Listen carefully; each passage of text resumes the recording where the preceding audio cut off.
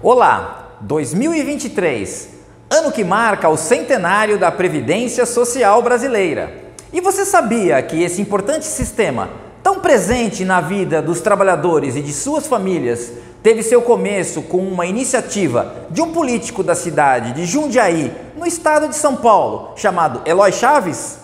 Foi ele quem apresentou aquela que é considerada a primeira lei da Previdência e que foi assinada pelo presidente Arthur Bernardes após a aprovação do Senado e da Câmara dos Deputados no distante ano de 1923. Foi a partir dessa lei federal, que ficou conhecida como Lei Eloy Chaves, que o sistema previdenciário cresceu, até chegar ao modelo atual, que paga aposentadorias, pensões e outros benefícios para mais de 35 milhões de brasileiros, nos setores público e privado. A Previdência Social é um patrimônio do trabalhador brasileiro e agora você é nosso convidado especial para uma viagem no tempo. Vamos conhecer um pouco dessa história, da Lei Eloy Chaves ao INSS Digital.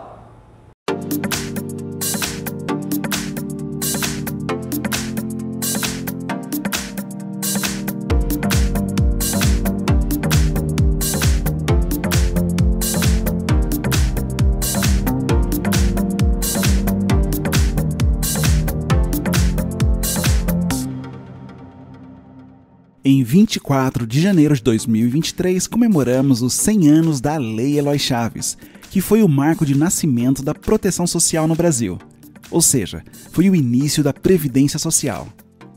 Tudo começou no dia 24 de janeiro de 1923, quando foi publicado o Decreto Legislativo 4.682. Esse decreto criou a Caixa de Aposentadoria e Pensões dos Ferroviários, sendo esse o início da Previdência Social aqui no Brasil. Desde a sua criação, a Previdência Social passou por várias mudanças, inicialmente como caixas de aposentadorias e pensões e logo na sequência com o surgimento dos institutos de aposentadorias e pensões que atendiam a algumas categorias específicas de trabalhadores, como o IAPI dos industriários e o IAPC dos comerciários. O objetivo fundamental da Previdência é a proteção do cidadão nos momentos em que ele mais precisa, ou seja, diante de uma doença, de uma invalidez, um acidente de trabalho, mas também nos casos de maternidade, velhice e morte. Existiram algumas formas de proteção social criadas antes de 1923. Um dos primeiros registros é o Plano de Beneficência dos Órfãos e Viúvas dos Oficiais da Marinha de 1795. O mesmo benefício foi estendido ao Exército em 1827, com o chamado meio-soldo. Em 1821, Dom João VI concedeu a aposentadoria integral a professores. A primeira Constituição do Brasil, outorgada por Dom Pedro I, em 1824, não falava em aposentadoria ou pensão, mas previa um tipo de assistência sob a forma genérica de socorros públicos. Em 1835 foi criado o Montépio Geral de Economia dos Servidores do Estado, que é apontado como marco inicial da Previdência Complementar no Brasil. Outro antecedente é o Decreto de 1888, assinado pela Princesa Isabel, que concedeu direito à aposentadoria dos empregados dos Correios. Em 1911 foi criada a Caixa de Pensões dos Operários da Casa da Moeda do Brasil e em 1912 a Caixa das Capatazias da Alfândega. 4 anos antes de Eloy Chaves, em 1919, foi editada a primeira legislação sobre acidentes de trabalho. Mas quem foi Eloy Chaves?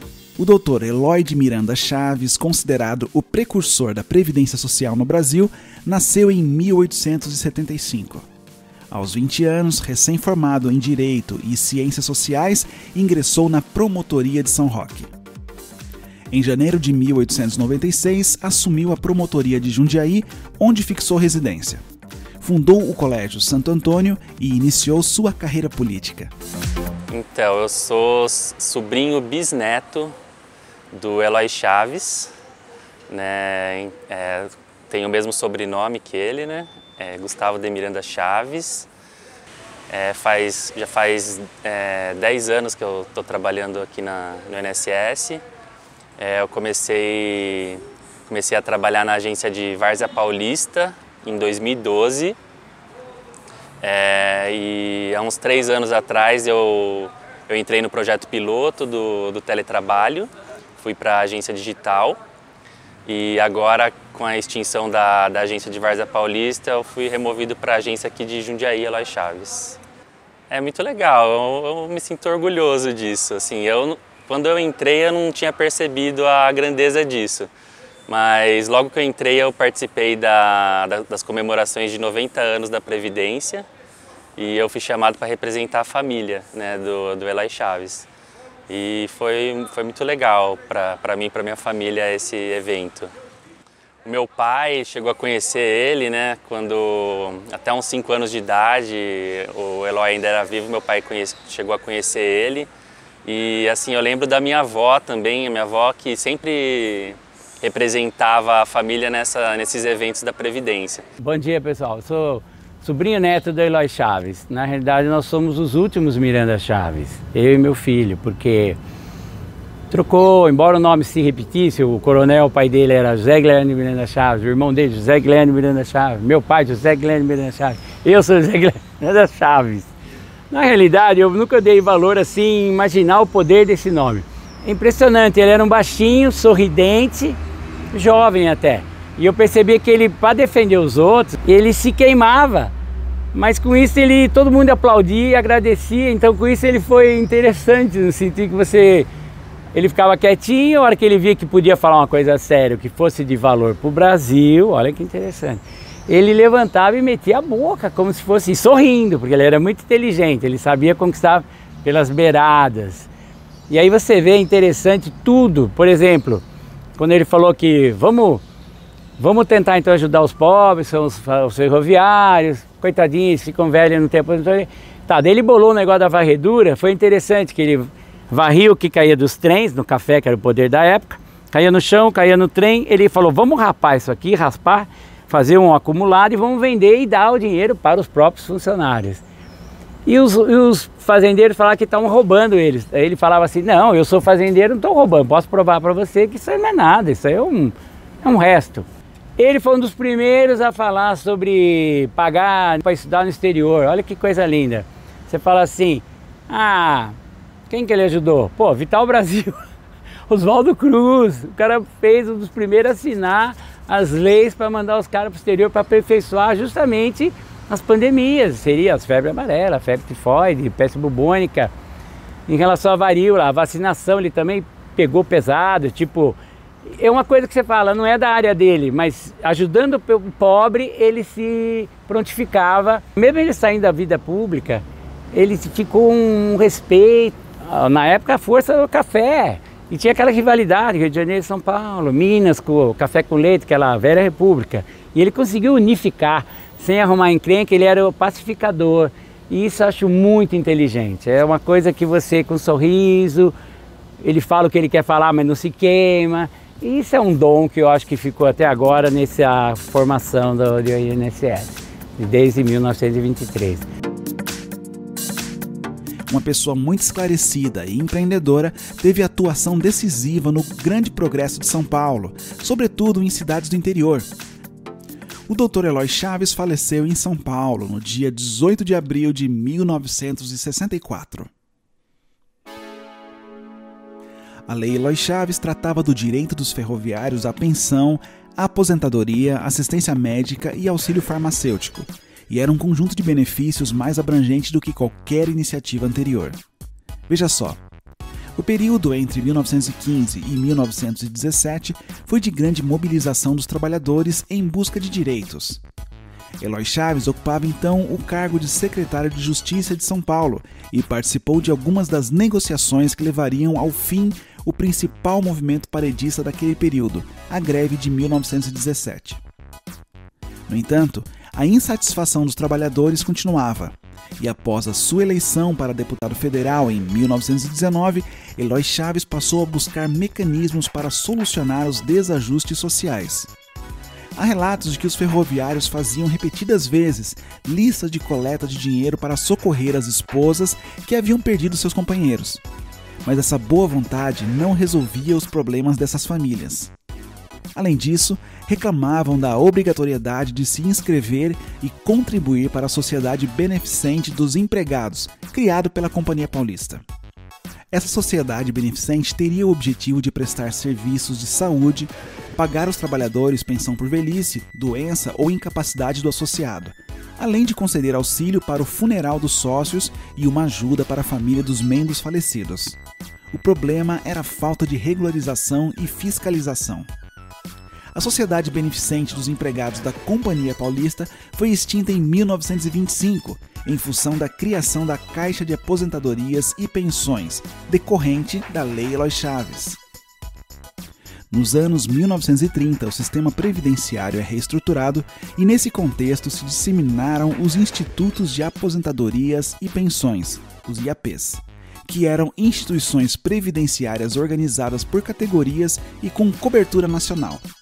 Os principais institutos foram os seguintes: IAPM, Instituto de Aposentadoria e Pensões dos Marítimos, IAPC, dos Comerciários, IAPB, dos Bancários e IAPI, dos Industriários.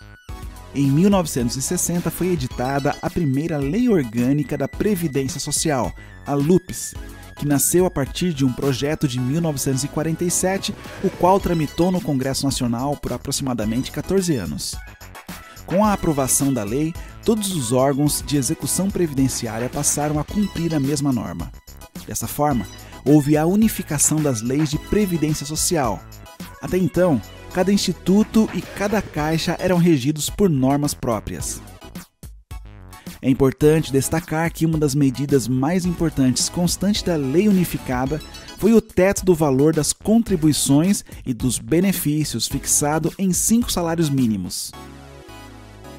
Em 1977, foi instituído o Sistema Nacional de Previdência e Assistência Social, SINPAS, coordenado e controlado pelo Ministério da Previdência e Assistência Social. A finalidade desse sistema era integrar as seguintes funções: concessão e manutenção de benefícios, prestação de serviços, custeio de atividades e programas, além da gestão administrativa, financeira e patrimonial. Por meio dessa lei foram criados ainda o Instituto Nacional de Assistência Médica da Previdência Social, INAMPES, e o Instituto de Administração Financeira da Previdência e Assistência Social, IAPAS. Um pouco antes, em 1966, o Instituto Nacional de Previdência Social, INPS, foi criado como autarquia, com a unificação dos Institutos de Aposentadorias e Pensões. Pela primeira vez, o Brasil contava com apenas um órgão que centralizava as ações de previdência no âmbito do Ministério do Trabalho e Previdência Social, o INPS. Mais recentemente, em 27 de junho de 1990, aconteceu a fusão do IAPAS ao INPS, dando origem ao INSS, Instituto Nacional do Seguro Social. O INSS se caracteriza como uma organização pública prestadora de serviços previdenciários para a sociedade brasileira. E nesse contexto, procurando preservar a integridade da qualidade do atendimento. O INSS vem buscando alternativas de melhoria contínua, com programas de modernização e excelência operacional, maximizando e otimizando os resultados, além de buscar ferramentas que atendam às necessidades e anseios da sociedade brasileira. A Previdência Social tem uma história. E essa história continua sendo escrita por cada um de nós.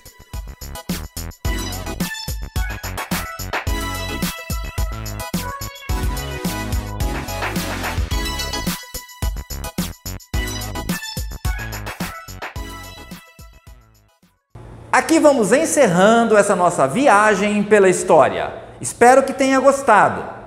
Mas tenha certeza que continuaremos trabalhando firme na construção de um futuro melhor para todos.